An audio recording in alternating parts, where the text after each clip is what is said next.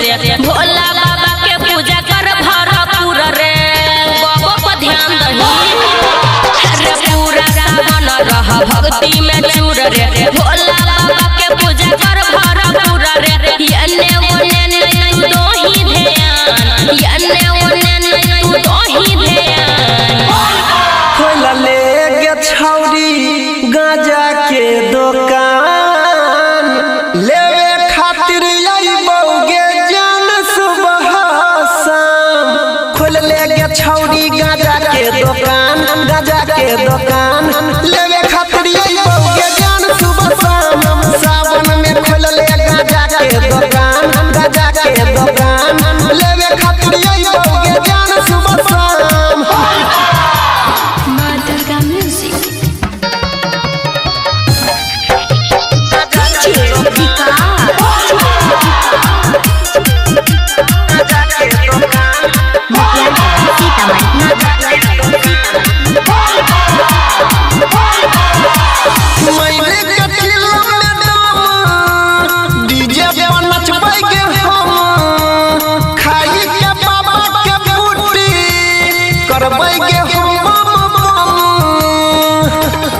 जाना सुना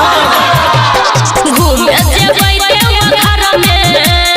भोला बाबा के नगर में परबो नहीं हमर छौड़ा तोरा कोनो चक्कर में हमरा नहीं करल कर परेशान हमरा नहीं करल कर परेशान खोला ले गे छौरी गाजा के दुकान लेवे खातिर अइबौगे जान सुबह शाम खोल ले गे छौरी गाजा के दुकान लेवे खातिर अइबौगे जान सुबह शाम सावन में खोल ले गाजा के दुकान लेवे खातिर अइबौगे जान सुबह शाम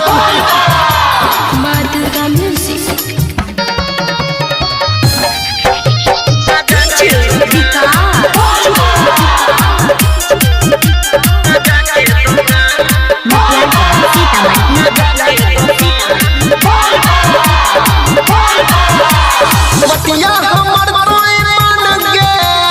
हेतौ नहीं तोरा नुकसान गे सब कवरिया ये तो गोड़ी सुन तोरे दुकान गे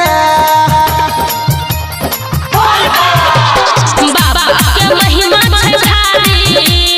जानै छै दुनिया सारी हम गजा सा होई छै